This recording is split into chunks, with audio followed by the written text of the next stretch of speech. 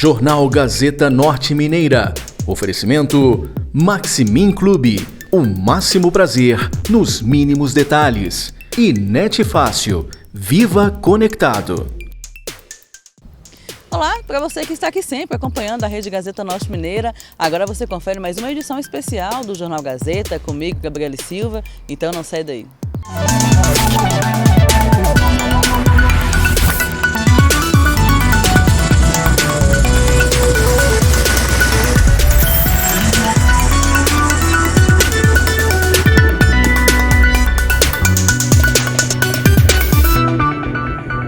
Começamos esta edição falando sobre um assunto importante que foi uma discussão do uso de agrotóxico através de drones em propriedades rurais. Olha só, parlamentares e especialistas alertam para impactos na saúde do trabalhador rural e também das propriedades agroecológicas.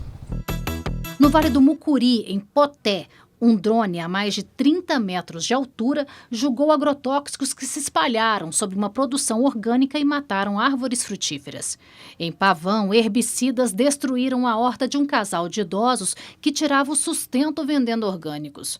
E em Jampruca, na mesma região, a contaminação atingiu a coleta de sementes da Mata Atlântica, prejudicando o trabalho de 150 famílias. A gente leva para as escolas, a gente entrega na nossa cooperativa. Por acaso acontecer uma pulverização dessa, a gente perde a nossa certificação, né? E perde toda a possibilidade de produzir dessa forma. Nós estamos diante de um tema que exige coragem e clareza.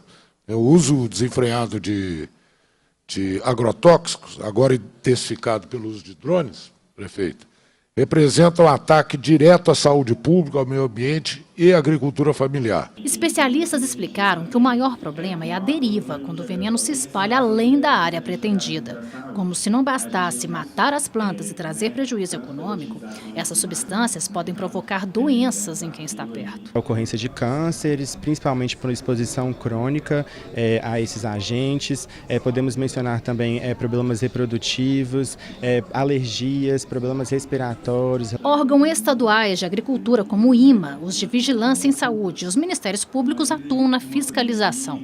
Mas o problema pede ações legislativas. Desde setembro de 2021, uma portaria do Ministério da Agricultura passou a permitir o uso de drones pulverizadores de agrotóxicos, desde que os operadores estivessem cadastrados e capacitados e respeitassem a regra de não pulverizar a menos de 20 metros das casas, regiões povoadas, mananciais e plantações.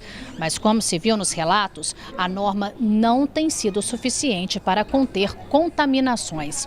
Entre janeiro de 2023 e janeiro de 2025, o número de drones registrados na ANAC para aplicar agrotóxicos saltou de 674 para 7.312, ou seja, cresceu quase 10 vezes, o que torna ainda mais urgente a atualização das regras. Desde registro desse voo na ANAC, registro da pulverização e tem que ter um ART de agrônomo, e isso tudo no campo não está sendo respeitado. Mas quando a fiscalização se depara com um problema, ela não sabe como encaminhar, aonde enquadrar, qual lei ou estadual ou federal para enquadrar aqueles desvios. O Ministério da Agricultura informou que a portaria terá atualizações. Enquanto isso, a Comissão de Produção Orgânica de Minas Gerais entregou uma carta de denúncias e reivindicações. O documento entregue aos deputados pede a reparação das vítimas, o ressarcimento das perdas agrícolas e a responsabilização administrativa e criminal de quem usar drones de forma irregular. É preciso fazer essa reparação, afinal, vidas que foram contaminadas, produção que foi perdida, enfim. Muito importante a gente fazer um projeto de lei que proíba essa pulverização por drone, porque para a gente é um risco à saúde, né, do planeta, das pessoas. A gente segue falando sobre agronegócio e agora a gente vai falar de um assunto importante, que é o Polo do Cacau aqui no norte de Minas. É isso mesmo, uma iniciativa que aposta em produção sustentável para fortalecer a economia mineira através da produção do cacau. A paisagem de Bananais a perder de vista vai ganhando outra aparência, com as mudas de cacau crescendo lentamente entre as bananeiras. Essa integração entre as espécies faz parte do projeto Cargill Agro Mais Verde do sistema FAENG-Senar, que foi um dos vencedores do Prêmio Assembleia de Incentivo à Inovação em 2024. Esse prêmio da Assembleia foi muito importante para todos nós, porque fomentou não só o desenvolvimento da cacauicultura em áreas não tradicionais e mostrar para os produtores daqui da região que tem uma expertise já com fruticultura do quão importante é diversificar a atividade, diversificar as unidades de produção. Ainda mais nesse momento que o cacau está com um preço excelente perante ao mercado nacional, ao mercado mundial. A iniciativa subsidia a compra de mudas de cacau e oferece apoio técnico aos produtores do norte de Minas que querem investir na produção do fruto. A ideia é que a região que não produz cacau de forma significativa passe a ser um novo polo da commodity, que não é perecível como a banana, por exemplo. Para se adaptar ao clima local, as mudas são plantadas sob a sombra das bananeiras, numa espécie de agrofloresta. Assim como os outros vencedores do Prêmio da Assembleia, o projeto participa de um programa de aceleração no BHTEC, Parque Tecnológico de Belo Horizonte, e agora inicia a fase de plantio das primeiras mudas adquiridas pela parceria. Já houve a superação das dificuldades que foram tanto de atrair o produtor, quanto até de conseguir uma muda que teria sucesso, e ao mesmo tempo também de iniciar o plantio. Com a nossa aceleração, a gente conseguiu de fato trazer uma maturidade e uma concretude para o projeto de forma mais concreta. Só que nesta fazenda, que fica na cidade de Jaíba, 14 mil mudas de cacau estão sendo plantadas pela parceria com o projeto Agro Mais Verde. Elas vão ocupar 7 hectares da propriedade, que já tem 42 plantados com cacau e banana nesse modelo agroflorestal. Nos próximos anos, quando as plantas começarem a dar frutos, a expectativa é de uma produção de 200 arrobas de cacau por hectare ao ano. Os frutos não são perecíveis, tem um tempo de armazenagem, a comercialização é diferenciada, o preço é em commodity. Então, é uma commodity que o preço é definido na bolsa, enquanto que a banana, por ser um fruto perecível, muitas vezes a gente fica muito vulnerável às oscilações do mercado. Então, plantamos a área de cacau aqui consociado com a banana, para a banana poder sombrear essas mudas de cacau enquanto ela está em desenvolvimento. E enquanto a muda vai desenvolvendo, a banana vai sendo reduzida até chegar ao ponto de ficar só as plantas de cacau. A banana ajuda a custear. Nós, como somos produtores de banana, nós já temos o know-how com a banana, já temos os parceiros que comercializam com a gente e no futuro vai ficar só o cacau. Ao todo, o programa Agro Mais Verde vai subsidiar a compra de mais de 3 milhões de mudas que vão ser plantadas em 2.900 hectares na região norte do estado. 30 fruticultores locais aderiram ao projeto. Nós temos que buscar toda essa estrutura, toda essa força para trazer essa região do norte de Minas virar um grande polo produtor de cacau. E nada mais ideal é aderir a um programa desse, porque você vai chamar mais produtores, você vai dar visibilidade, né? E também financeiramente é bem atrativo. E agora não tem volta, né? É uma cultura apaixonante, é uma cultura que a gente busca e é nela que a gente encontra essa força e essa alegria de começar a produzir. Seguimos agora para o intervalo e já voltamos. Estamos de volta, agora a gente fala sobre o leite, um dos alimentos mais consumidos no mundo. E olha só, Minas Gerais se destaca na produção nacional do leite e você vai ver agora. O leite é um dos alimentos mais consumidos do mundo, versátil e com alto valor nutricional. Estima-se que são consumidos cerca de 580 milhões de toneladas de leite e derivados por ano em todo o planeta. O Brasil é o terceiro maior produtor mundial, com produção anual superior a 34 bilhões de litros. Por aqui, o consumo médio é de 320 ml por pessoa ao dia. A Organização das Nações Unidas para a Alimentação e Agricultura, a FAO, recomenda a ingestão de 3 porções de lácteos diárias, o que equivale a cerca de 480 ml. O leite é uma das commodities agropecuárias mais importantes, tanto em volume quanto em valor. Conforme estudo da Embrapa, aproximadamente 1 bilhão de pessoas no mundo dependem dessa produção para sobreviver e 600 milhões de pessoas vivem em 133 milhões de fazendas leiteiras ao redor do planeta. Minas Gerais é o maior estado produtor do país, com 9,3 bilhões de litros, representando mais de 27% da produção nacional. A atividade é desenvolvida em praticamente todo o estado, 99% dos 853 municípios mineiros, sendo uma importante fonte de renda para milhares de pessoas, sobretudo agricultores familiares. A maior parte dessa produção vem da agricultura familiar, aproximadamente 60% dela, né? E 80% dos produtores do estado são agricultores familiares.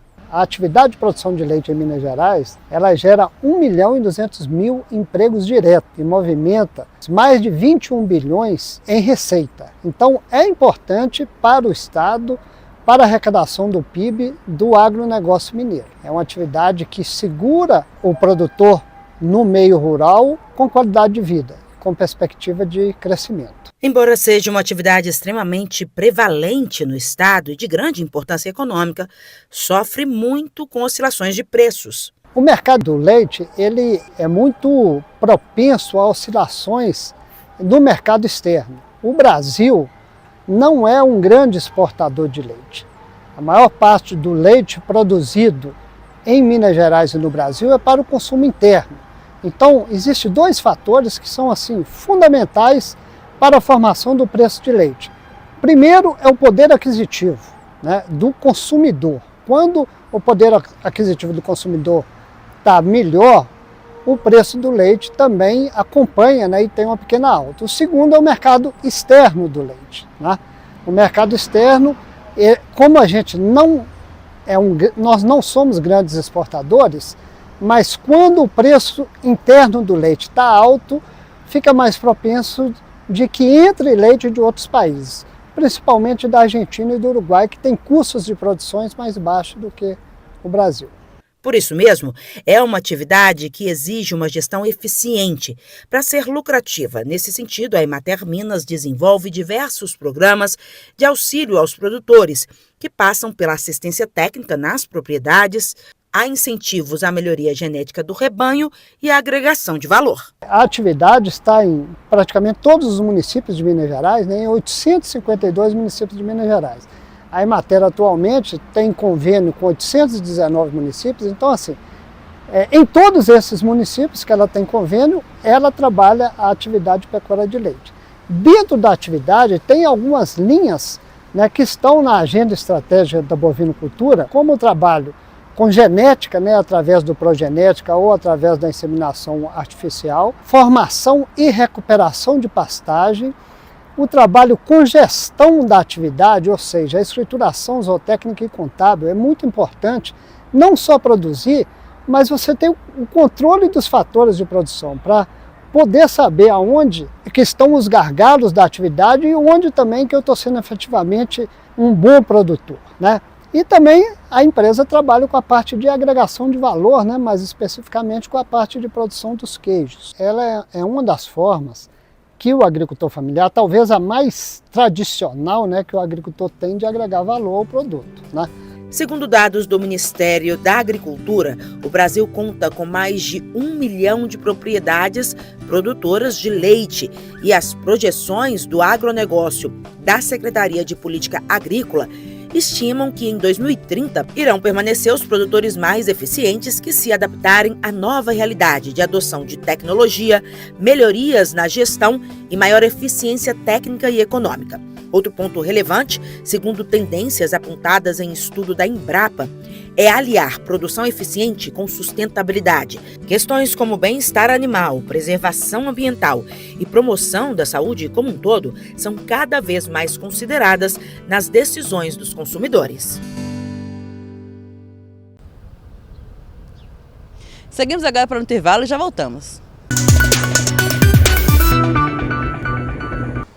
Estamos de volta, agora a gente fala sobre um projeto importante que é o Jovem no Campo, que é uma iniciativa da Emater juntamente com o governo que traz possibilidades para que esse jovem permaneça no campo e continue sempre ali no negócio da família e produzindo agronegócio e fortalecendo a nossa economia rural. Você vai conhecer agora uma dessas histórias. O canto do galo, logo pela manhã, anuncia o início de mais um dia no perímetro rural de Oratórios, município localizado na zona da Mata Mineira. Ainda bem cedo, o jovem Marcos, de 24 anos, se prepara para realizar todas as tarefas que compõem a sua lida cotidiana: cuidar do pomar de frutas, ordenhar o gado leiteiro, alimentar os animais, tarefas que foram aprendidas ainda na infância.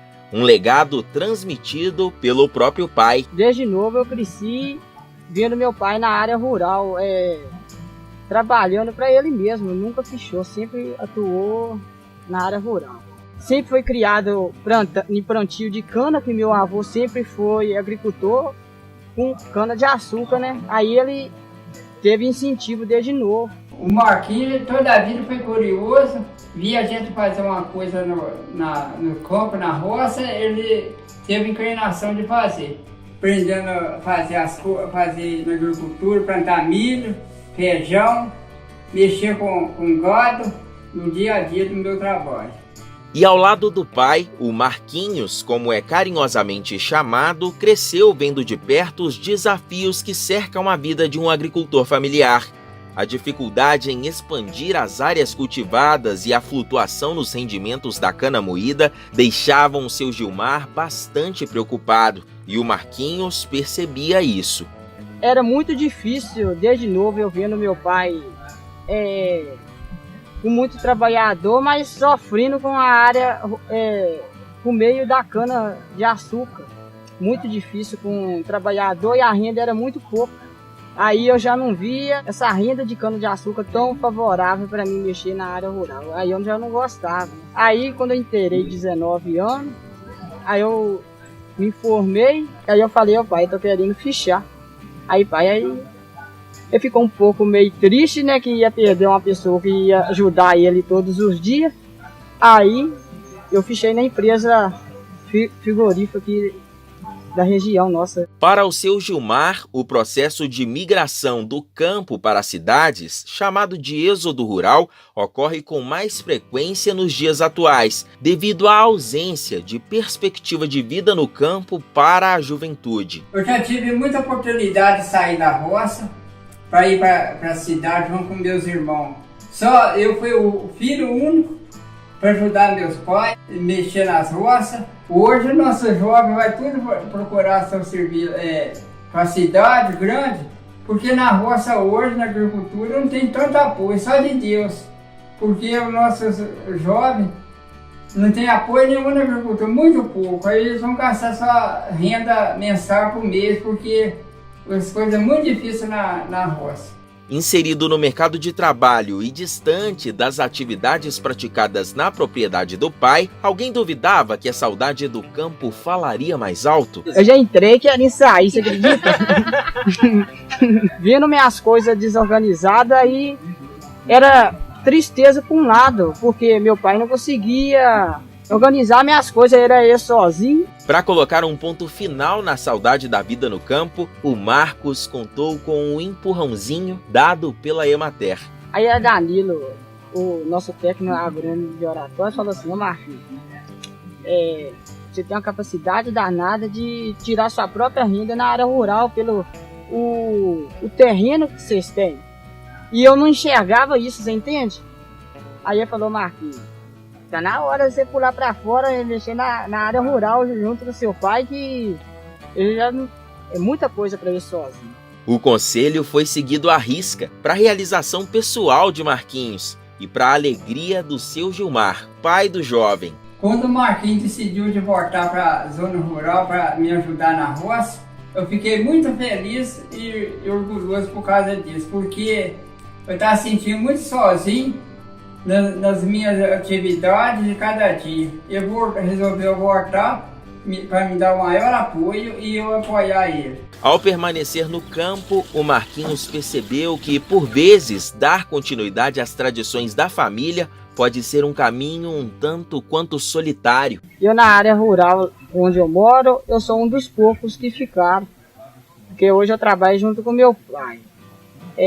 Meus primos, tudo, cada um caçou um rumo dele, poucos que gostam da roça. Meus amigos que trabalhou na área rural e foi embora, não tem tanta coligação com eles mais. Mas ao ter contato com o trabalho de assistência técnica, o jovem descobriu a força do apoio e encontrou soluções para impulsionar as suas atividades. Em 2022, eu fui convidada para ir na Juventude Rural em Viçosa. Aí lá eu vi falando sobre o PENAI, que podia favorecer a agricultura na área rural, você ter como ter o lugar de entregar.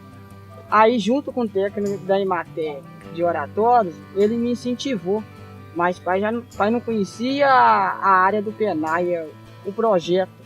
O Marcos voltou muito encantado com ele, enxergou nele de fato uma possibilidade de comércio, de renda, né? E voltando para casa, né, a gente definiu que o próximo passo que seria adotado seria o próximo ano entrar participando do programa. Hoje eu forneço verdura para as escolas, 3 escolas em Oratórios. Já tiram a renda para mim e busco melhorar mais na minha área rural e diversificar as agriculturas. Hoje eu vejo a Emater como nossa segunda casa de nossa família, porque chega lá, nós temos todo o apoio com a equipe lá da Emater. Através de mudas de fruta, muda de hortaliça, para trator, e a equipe deles também incentiva os jovens na agricultura. Eu quero sempre ter essa aliança com a Emater, porque eu penso assim, a pessoa na área rural, sem ter o apoio da Emater, não consegue caminhar sozinha. A Emater é muito fundamental na área rural. Histórias de sucessão, como a do jovem Marcos de Oratórios, vão se tornar comuns em Minas Gerais. Para fortalecer a permanência da juventude nas áreas rurais e oferecer a ela um universo de oportunidades, a Emater Minas se prepara para um importante anúncio.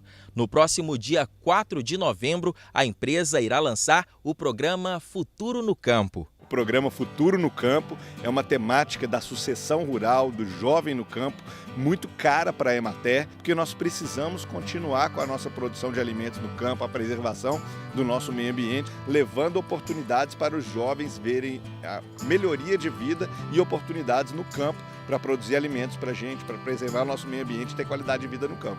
Ansioso pelo lançamento do programa, o Marcos projeta um amanhã repleto de oportunidades. Eu tenho um orgulho de ficar na roça, eu quero mostrar meu serviço e quero aprender muitas coisas e quero que minha matéria-prima seja reconhecida no estado de Minas Gerais. Marquinhos, eu quero desejar toda sorte na sua vida, que você nunca desista do seu sonho e sempre põe Deus na frente da sua caminhada e nunca desista daquilo que você quer e sempre vai ter meu apoio, apoio de sua mãe, dos seus irmãos e sempre da sua família que está presente na sua vida. E segue em frente, que Deus te abençoe.